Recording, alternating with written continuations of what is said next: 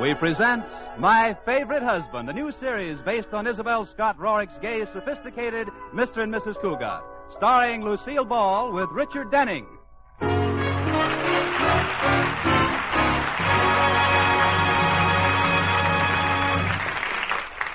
10 years ago, the town's most eligible bachelor, George Cugat, married socially prominent Elizabeth Elliott. The lavish wedding kept the society columns all over the country in copy for weeks. The New Yorker said, "The bride and groom were dressed to the nth degree of smartness. Best man was a polo pony." The Hearst papers said, "The bride and groom were dressed handsomely in attracted comment from guest Douglas MacArthur." And the Reader's Digest said, "The bride and groom were dressed." Well, after the honeymoon, George sold his polo pony, bought a stylish suburban home, took the first job that came along, 5th vice president of a bank. And now the Cugats are just George and Liz, two people who live together and like it. George says, "When I married Liz, she didn't know a thing about keeping house. She couldn't cook, she couldn't sew, she couldn't clean. But later she overcame this lack of domesticity in a most ingenious manner." Liz says, "I got a maid."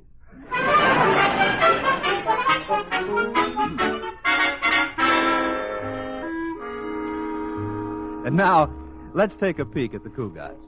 It's early morning, and there's husband George at the breakfast table. But where's wife, Liz? Oh, there she is upstairs in the bedroom with Katie, the maid. Well, this is certainly unusual. Liz is getting into a formal evening gown. Let me check again. It's only 5 minutes after 9. Well, surely there's a reason for wearing an evening gown at this early hour. Oh, just a little more, Katie. Can you get the zipper up now? Yes, ma'am. Oh, The zipper's up. oh, how does it look, Katie? Would you consider it too slinky? There's hardly enough of it to tell. If you'll pardon me, Mrs. Cugat, I've seen more cloth on a Roquefort cheese. It isn't as skimpy as all that. Now, where's my corsage? Oh, here it is, ma'am. I'll just pin it on here. No, maybe here. Oh, Well, what's wrong, Mrs. Cugat? there's no place to pin it. I'll get you a gown that has a little more to it, Mrs. Cugat. But then, Then what, Kitty? you are having your portrait painted today, aren't you? Yes. Well, then maybe you'd better wear the gown you have on. Why? Well, as long as you're paying for a portrait, you might as well have as much of you in the picture as possible. No, Katie, we might move to Boston someday, and I wouldn't want my portrait banned. Oh, here's a more sensible gown, ma'am.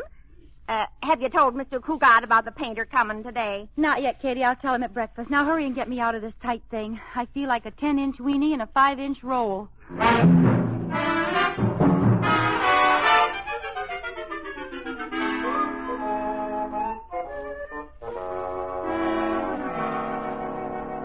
Good morning, George, darling. "Good morning, Liz. You're looking very..." George, what's wrong? "That evening gown." Well, you've seen me wearing an evening gown before. Well, I've seen you wearing galoshes, too, but not at breakfast. Of course not. It never rains under the table.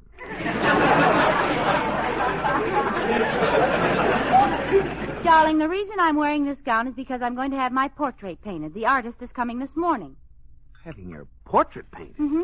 What in the world for? Well, Alice Sturm had herself sketched, so... Alice Sturm, I might have known. The old story of keeping up with the Joneses. It's nothing like that, George. This is entirely different. This is keeping up with the Sturmses. Darling, when Alice Sturm gave a party for an opera star, we had to give one for the Hall Johnson Choir. When Alice goes to Catalina, we have to go to Hawaii. Believe me, the day Alice Sturm has quintuplets, I want to be in Mexico. You do? Well, what about me? And just where is this masterpiece going to be painted? Right here, and by a very good artist, too. His name is Damon Welch. He'll be here in a little while. I get a kick out of those artist characters. I can hardly wait to see him. He'll probably be wearing a pink beret and have a rose clinched between his teeth. Long artistic fingers hanging down and sticking in the tops of his shoes. No. I heard Damon Welch is different from other artists, George. They say he's very big and strong and muscular, like, who's that rugged, tall actor in the movies? You know, the one with the big arms and broad shoulders? Marjorie Main.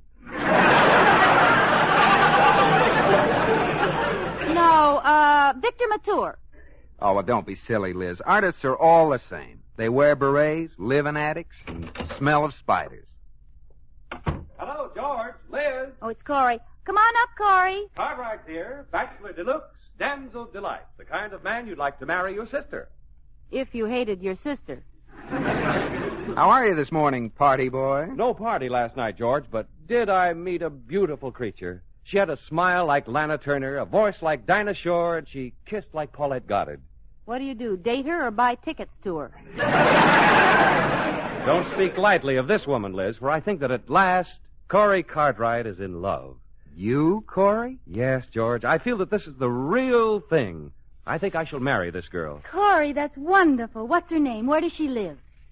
Darn, I knew I forgot something. Hey, Liz, I just noticed you're wearing an evening gown. Yes, do you like it? It's nice, but isn't this awfully late to be getting home? Oh.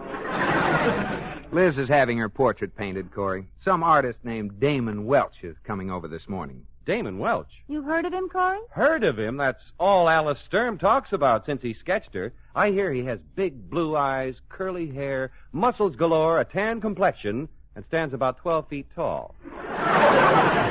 Really now, Corey, 12 feet tall. Maybe it is a slight exaggeration, but I understand that before he painted portraits, he used to paint rooftops. Without a ladder. Well, anybody could do that if they had a long brush. Or a short house. Well, what do I care what he's like? Excuse me, I have to make a phone call.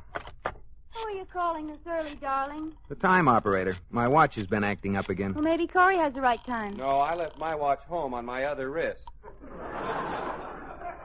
At the tone, the time will be 9:42 and 1/4. 9:42. Have to be getting down to the bank. Right with you, George. I have a luncheon date with a girl who was a gorgeous blonde yesterday, and I'm anxious to find out what she is today. Kiss me goodbye, George. Your kisses give me strength for the day. When Corey Cartwright kisses them, they stay charged up for a month. Bye, darling. Bye-bye, Liz. Bye. Are you really going to the bank today, George, or are you just faking? Huh? What are you talking about? With that Damon Welch coming to your house today, I figured maybe you're going to sneak out and hide in the garage. Oh, I'd forgotten all about it. Doesn't worry me in the least. It would if you heard what Howie Sturm calls that artist. Why, what does he call him? A weasel with an easel. Come on, get in the car, Corey. Hey, don't start the motor yet, George. The artist just pulled up in your driveway. Maybe we can get a look at it. Good. I'm still betting he has a rose between his teeth. He's getting out of his car. Holy mackerel, George. He looks like the Empire State Building with a turtleneck sweater. Oh, he's not so much. I bet he pads that sweater with cotton. If he does, he must have the whole plantation and Uncle Tom's cabin under there. Look at those shoulders, George, and that chest. Corey, it doesn't take much to have broad shoulders and a big chest. All you need are muscles. Let's go.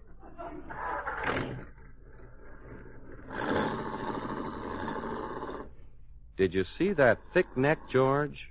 Those pretty blue eyes? Well, so what? My neck isn't as thick, maybe, but I have a nice neck. And look at my Adam's apple, Corey. Oh, that guy didn't have anywhere near the Adam's apple I have. Oh, if there's anything that'll keep a home together, it's a big Adam's apple.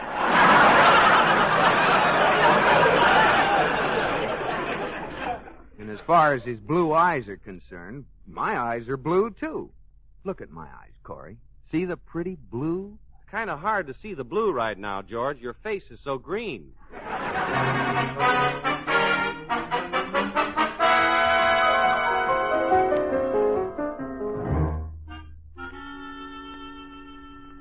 All right, woman, face to the left. I cannot paint your portrait unless you cooperate. Mr. Welch, I've told you a dozen times my name is Elizabeth Cugat, not woman. Very well, Mrs. Cougar. Now be quiet, woman. Well, one consolation, at least you know what I am. Your dress gives you away.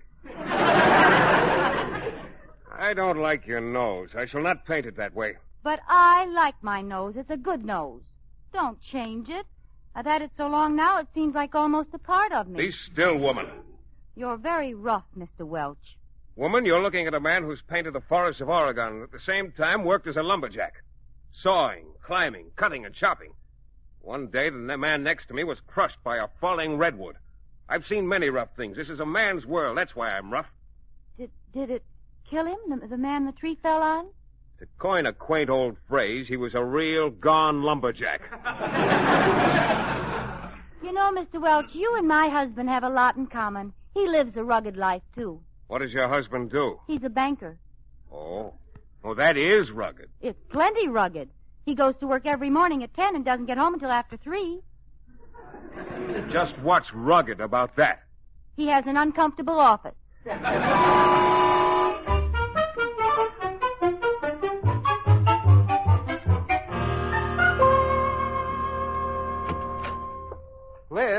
Liz, are you here? Oh, you're home early, darling. Hi, honey. How's the portrait coming? All finished, huh? Oh, no, Damon will be back tomorrow. Damon? You call him Damon? Yes, now. He was terribly cold at first, but he warmed up. How warm did he get? Oh, George, I've just got to tell you all about him. You wouldn't believe that just an artist could have lived so much. Too bad he lived so long. What'd you say, dear? I said too bad he had to run along. You know, men certainly are misleading. Take Damon, for instance. There he is, an artist, but he's worked in the Oregon forest, and believe it or not, he's chopped down giant redwood trees. Well, I cut down the tree in the yard, the one that made the lawn so unsightly. That wasn't a tree, dear. That was a laundry pole. Well, it was a tree once. Did you notice Damon when you were leaving this morning? He came in right after you'd left with Corey. Yes, I think I did. He was struggling to get his car door open. Didn't seem to have much strength. A tall, unhealthy-looking chap, as I recall. A padded sweater. Damon? Oh, George, I don't think so. He's huge with big muscles and a terrific tan. Yes, Liz, but I'm sure that under that tan there's a naturally pale face. George, what are you looking for? Oh, nothing. Oh, say, look at this. My old photograph album. Look here. This picture of me at the beach. You noticed the muscles? Oh, yes. That was the day you and Jimmy Paterno and Howie Sturm and the whole gang made the human pyramid. Yeah. Takes a lot of strength to support all those men. Yes, it does. Look at my muscles. Oh, there you are, right on top.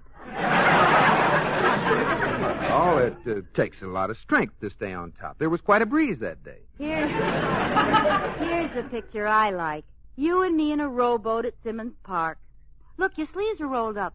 Say, your arms were pretty big. Of course. Of course. I can't remember why I was rowing. Well, I was saving my strength for the potato race. Are you sure you love me, Liz?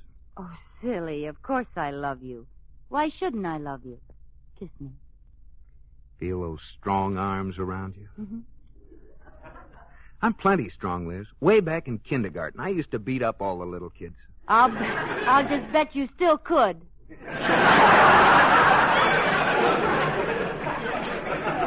Kiss me again, sweetheart. Liz, are you positive you love me? I'm the only one, nobody else? Oh, don't talk such nonsense. Just hug me tighter. Make believe I'm a tube of toothpaste and pop my cap off.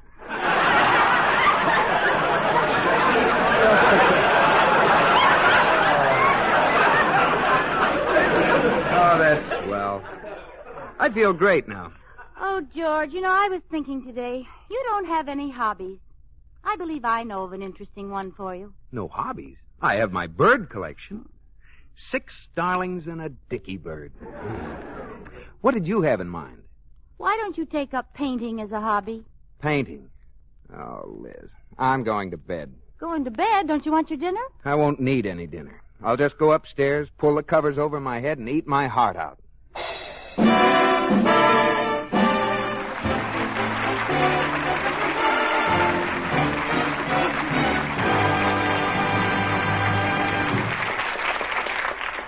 You are listening to My Favorite Husband, starring Lucille Ball with Richard Denning.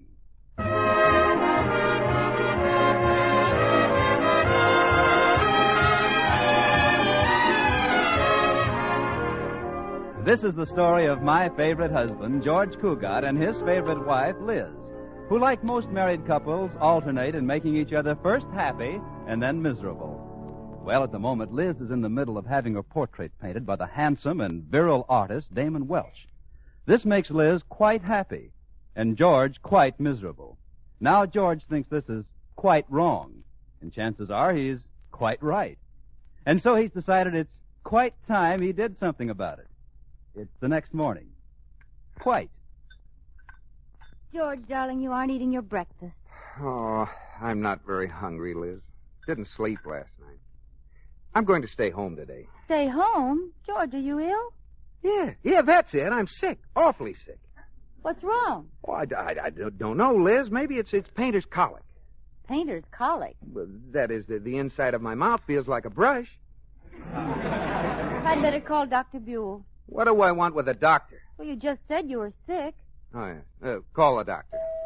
Oh, it's Damon. Katie! I saw him coming, Mrs. Cugats.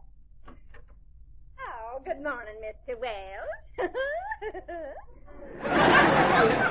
Good morning, woman. Step aside and let genius enter.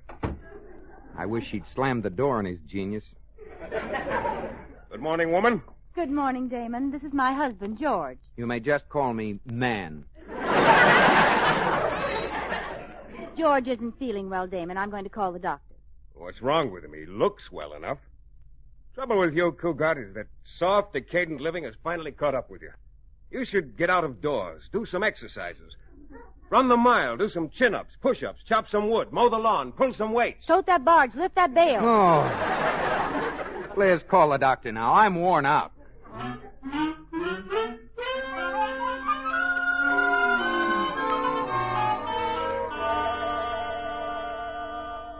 All right, George. Let me have a look down your throat. Certainly, Dr. Buell. Dark down there. Don't swallow, George. This is my best flashlight. There's nothing wrong there. Exactly what seems to be the trouble, George? Well, Doctor, I feel kind of things. First, it starts, then it stops, then it goes again, then it backs up, and then it twists completely around. What does it sound like to you? A woman driver. Come on now, George. Tell me, what's wrong? Well, Doctor, you see, Liz is having her portrait painted by some artist who has muscles so big they get up and walk around, and I just... Oh, I believe I can diagnose your case now, George. Acute jealousy-itis. Is that anything like borderline anemia? Jealousy-itis is serious only if it isn't checked early. Fortunately, I believe I have with me the very thing you need to snap you out of it. Miss McCarthy, I just happen to have my nurse with me. Nurse? I don't need a nurse. Yes, Doctor? Marianne, this is Mr. Cugat, our newest patient. I tell you, I don't need it. Oh, how do you do? Forgive me for not standing up in bed, but I only have on the pajama tops.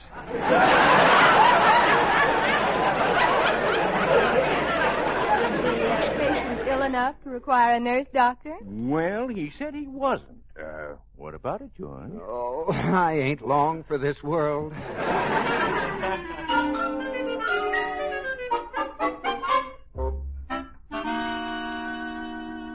Sit still, woman. I cannot paint your portrait unless you relax. I don't make moving pictures, you know. Well, when are you going to paint in my hair? You still have me bald-headed. I don't like myself bald-headed. I look like my mother was frightened by Guy Kibbe.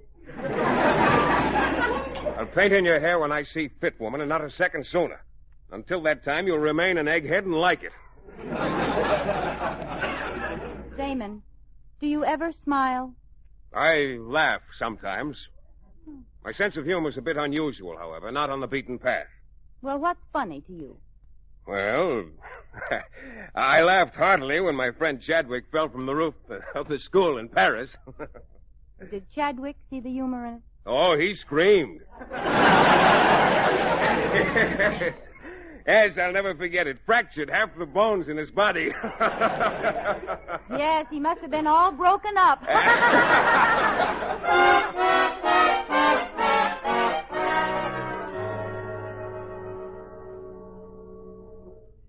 McCarthy, did you hear that? My wife and the painter were laughing down there in the study. What could they have been laughing at? Do you have a steamboat in the house, Mr. Cougat? Steamboat? Well, of course not. Well, then they couldn't be laughing at Fulton. Oh, I'm serious, Miss McCarthy. I don't like them to be laughing. I'm going downstairs.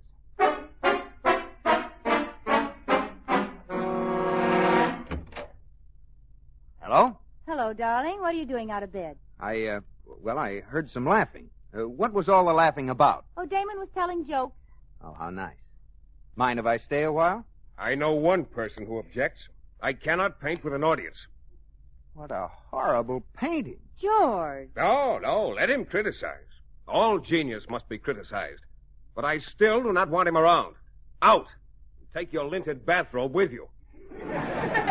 Well, as long as you're busy, I'll go back upstairs. Goodbye, darling. Well, goodbye. Yes, goodbye. Nice trip. Be sure and write us. Oh, Damon, you know something? I think my husband came downstairs because he's jealous. Jealous? Jealousy is stupidity. Yes, I guess he could be jealous. Well, I'm glad he's jealous. Oh, it makes me feel that I'm wanted. You are. I want you to sit still.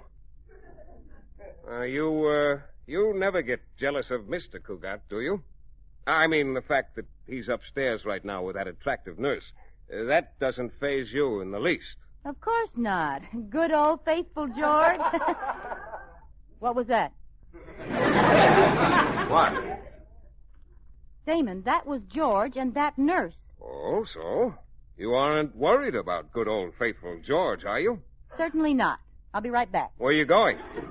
I got to see a man about a nurse.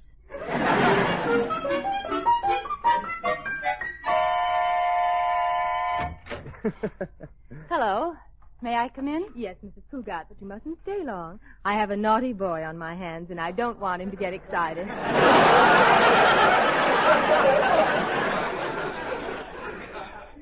That's why I came up. How are you, George? Oh, it's awful. I just had a relapse. I accidentally plugged my electric heating pad into the radio, and H.V. Kaltenborn got in bed with me. He's delirious. Yes. You better go, Mrs. Cougat. Yes, I'll, goodbye, George. Miss McCarthy, wouldn't you like to come downstairs and boil a few thermometers or something? I'll be right here with Mr. Cougat. Well, bye, George. He's gone now, Mr. Cougat. Why were you playing sick? Because I wanted sympathy. Lots of sympathy. You know something, McCarthy? I think Liz came up only because she was jealous. She must have heard us laughing. You know what that means? My capacity of a registered nurse, I'd say she has clean ears. It means she loves me and worries about me. She's jealous. Then you need have no further worry over the painter. None whatever. He'll be laughing again soon, but I won't worry about it. I wonder why they aren't laughing. McCarthy, they're not laughing. Doesn't that please you, Mr. Cougat? No, they should be laughing. Where do you think you're going? I'm going down there and find out why they're so darn quiet. Where is he? I'll break him in half. He's gone, George. Gone? He's not here anymore? I had to get rid of him, darling. Why did you have to get rid of him? Because I knew that if he left, you'd stop playing sick, and then Miss McCarthy could get the heck out of here. Oh. Were you a little jealous of Miss McCarthy? Of course not, but I know you were jealous of Damon. That's ridiculous. George. Yes, Liz.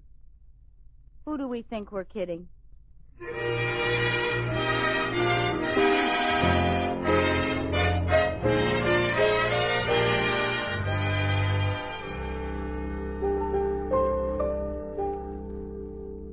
So he left, huh, George? Yes, Corey. He left. And George was really very nice to him. How lucky you were, George. Suppose, instead of going quietly, the man with the big muscles had gotten tough with you. Oh, Corey, you're just trying to stir me up. No, seriously. What would you have done if the painter had wanted to fight? Oh, I'm sorry, George. I shouldn't embarrass you this way in front of Liz. If Damon had wanted to fight, George would have fought, wouldn't you, darling? Wouldn't you, George? Why, certainly. If I had his phone number, I'd call him up right now and tell him a thing or two. Oh, I have his phone number, dear. Here. Oh, thanks. When Damon answers the phone, I'll catch you, George. Hello, Damon. This is George Cugat. I've changed my mind about being nice to you. If you want to fight, just come over here whenever you feel like getting knocked for a loop. You got anything to say to that?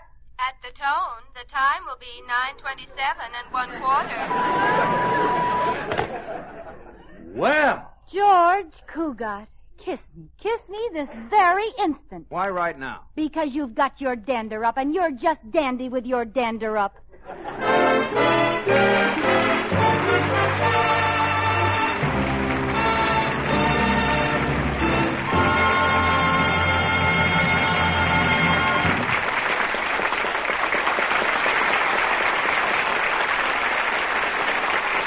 In just a moment, Lucille Ball and Richard Denning will be back with us.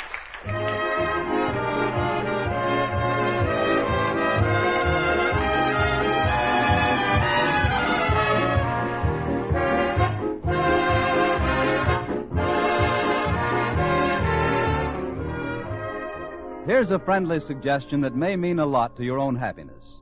Why don't you call your family together one evening soon and say, is there anything else any of us can do in cooperation with others for the good of our community? You may find that somebody will come forward with the news of a community project that you haven't heard of. Maybe it has to do with Scouts or 4-H clubs or Red Cross. Well, there'll be an opportunity for service, something you'll like to grab hold of. For you know that what you're doing is more than helping make your life and your families and your neighbors better. By positive action toward improving the place where you live, you help preserve something we prize highly. That's freedom.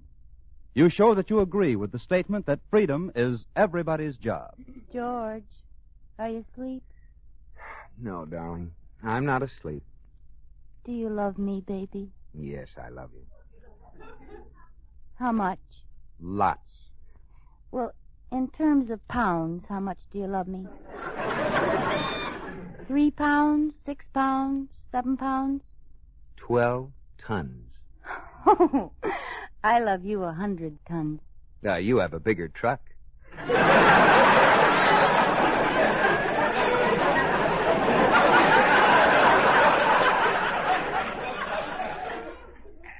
George, no matter what happens, will you still love me, even when I'm old? I'll still love you when you're old. Will you take me out? Yes, dear. I'll wheel you around the block every day. George, something strange happened to Katie tonight. Really? What was that? Well, tonight around 9:27, Katie picked up the phone extension in the kitchen and heard a man shouting at the time operator. Good night, George.